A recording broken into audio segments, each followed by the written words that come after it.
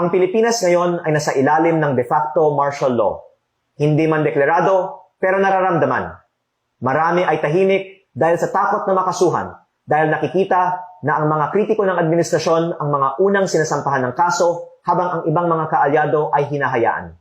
Dahil dito, ang ibang mga batas ay inaaprubahan ng walang debate at may mga bilyon-bilyon pisong mga budget na hindi kinekwestiyon.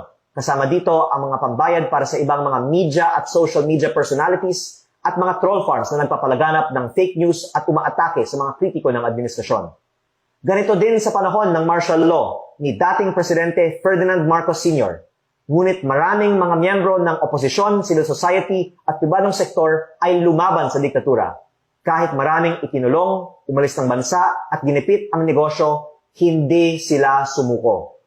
Ako po ay naniniwala na ang mga nagsasalita ngayon ay magtatagumpay rin laban sa korupsyon katulad ng mga nauna sa atin at ang mga nananatiling tahimik ay maaalala bilang mga kasabwat sa pinakamalaking korupsyon sa kasaysayan ng ating bansa. Umaasa rin po ako na ang mga nagsasalita tungkol sa korupsyon sa gobyerno ay poprotektahan ng taong bayan at gagamitin nila itong pagkakataon upang ibahagi ang katotohanan para sa kinabukasan ng ating bayan. Ito po ay ang basahan ko daw si Leandro Libiste. So alam naman natin kung sino si Leandro Libiste, di ba? Matunog na matunog ngayon ang kanyang pangalan dahil sa mga isinisiwalat niya tungkol sa mga flood control. Ano ba nakikita natin kay Libiste, Leandro Libiste? Totoo ba ang mga sinasabi niya? Ito ba ay makatotohanan? Pakita mo sa akin, Tarot. At ano ba ang kaya niyang gawin sa ating gobyerno? Ayan. Tatlo agad. Actually po, ito, isang babae ang talagang nagbigay sa kanya at nagtiwala sa kanya ng anumang sinasabi niya. So, ito yung babae. Paano ko nasabi? May dala po siyang, ayan, timbangan at meron po siyang dalang ebidensya. Binigay talaga sa kanya. But unfortunately, lumalabas po dito na ang babaeng ito is running pa rin. Ayan o, gumagalaw, tumatakbo. So running pa rin kung sino yung nagbigay sa kanya. Tungkol ito sa flood control, sa mga corruption.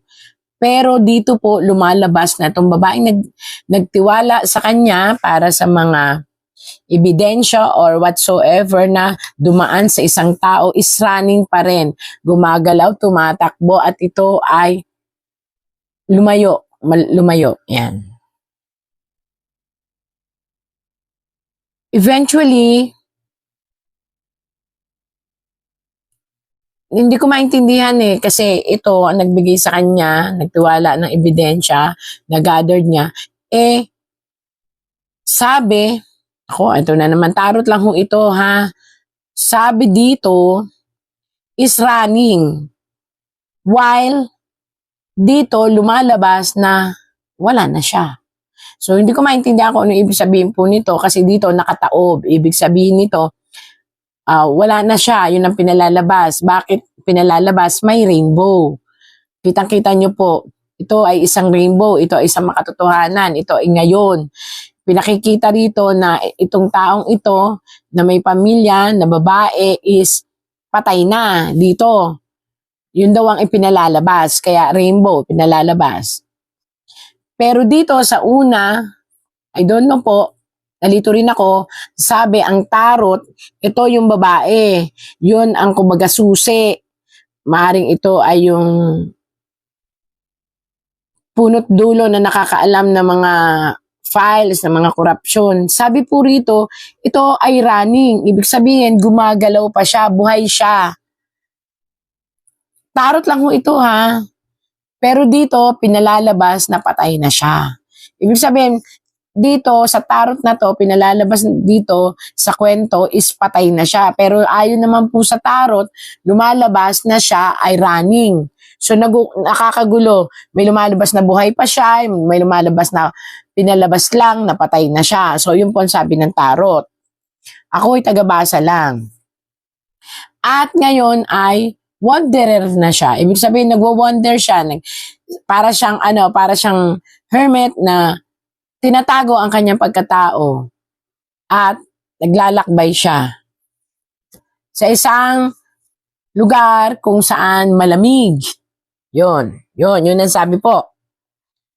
Ano naman andito pumapasok kay Libiste? Pakaingatan din ni Libiste ang mga lumalabas sa kanyang bibig, although ito ay totoong nanggaling dito. Kasi, bakit sinasabing pinag-iingat siya ng tarot? Maraming revelasyon ang lalabas.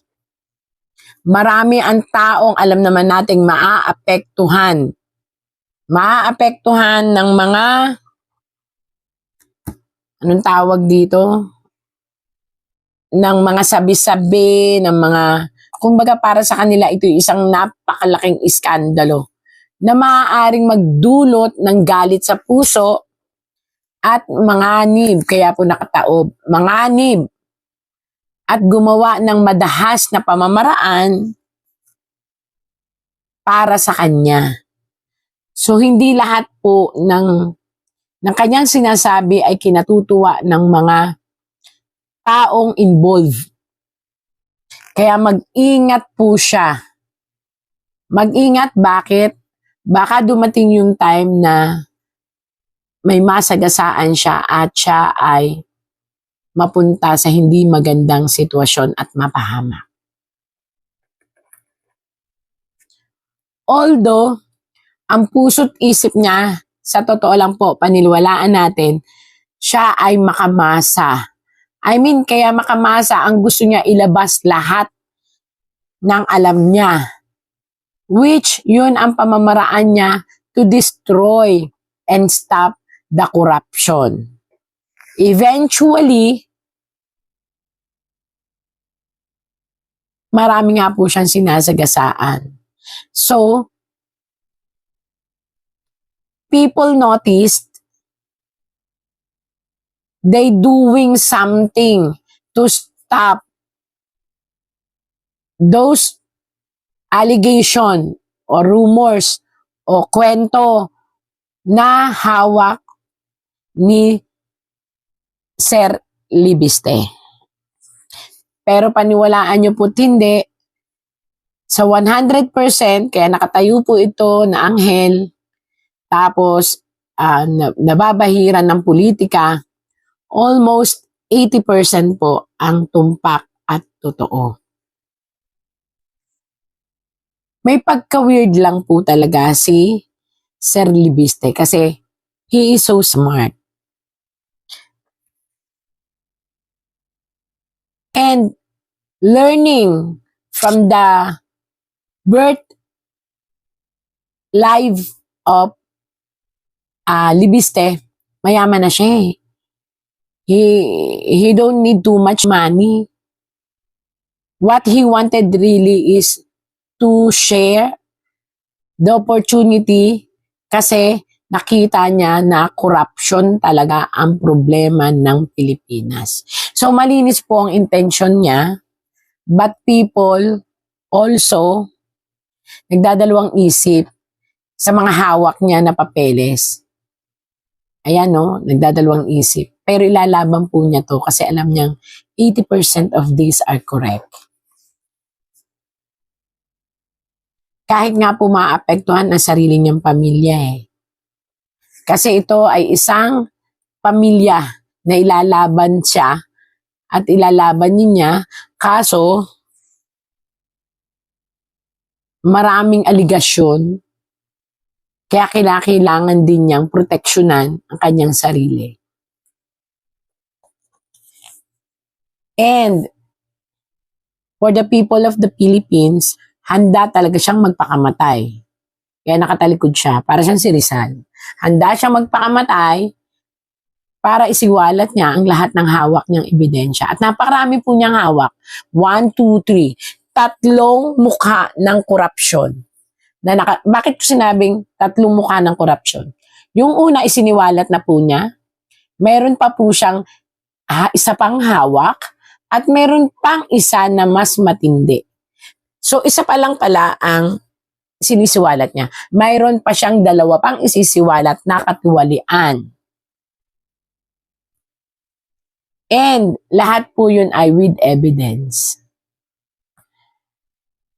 At ang masakit, dawit-dawit na to.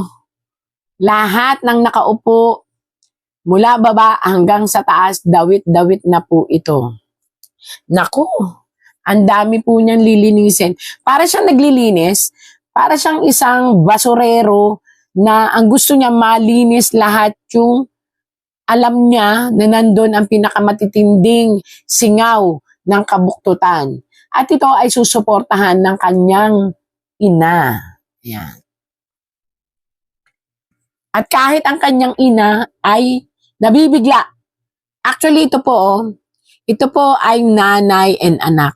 Mismong ang sarili niyang ina nabibigla sa lahat ng nangyayari, sa lahat ng revelasyong nilalabas ni Sir Libiste. Kasi wala siyang kaalam-alam sa sitwasyon, tapos bigla na lang ganun pala kasinsero ang anak niya sa pagsisilbi. But, pakaingatan niyo po kasi may danger po sa life niya. And I tell you po, may isang malaking sangay ng gobyerno na hindi taga rito ang susuporta sa 2 batang katipunero ng Pilipinas. Katipunero ng tawag kasi halos they fighting their own life. Si Libiste at may isa pang malaking katuwang natutulong para mabungkal yung hawak niyang mga papeles. Mag-ingat po, sir. Ang iyong hangarin ay mabuti, pero delikado. Ako po'y tagabasa lang ng tarot.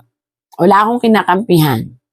Nakita lang po ng tarot doon na 80% of your evidence are facts, truth, and reliable. So, sinasabi ko po sa inyo, mag-ingat po kayo. Marami kayong masasagasaan. Pero maniwala po kayong marami ang magmamahal sa inyo. Lalo na't ang ipinaglalaban nyo po ay ang mga tao na kumbaga naloko or nakorupsyonan ang taong bayan. So, naniniwala talaga ako na may katipunero pa ngayong panahon na to sa bagong rehiyon, yon. At ikaw ay isa doon. Maaring nandun ka sa matatalinong katipunero noon na may kaya sa buhay. You are being reincarnated. Ayan po. A white reincarnated ng isang tao, isang lalaki na may katungkulan na pinagpalit ang yaman para sa kanyang pagmamahal sa inang bayan. Ito po yan. Ikaw yan noon. At ngayon, ikaw ay nasa ilalim ng kapangyarihan ng ganong sitwasyon. Ina-active mo. And masaya ka sa ginagawa mo although mapanganib. At ikaw ito ngayon.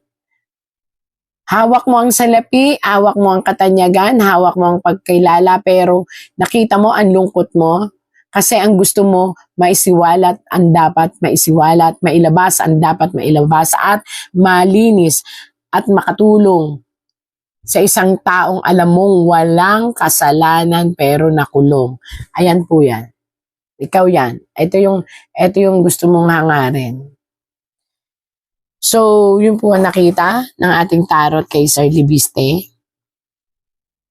Isa kang lumang katipunero na bayani, na may kaya, pero isinakripisyo ang lahat. Yun ang nakita ko sa huling tarot.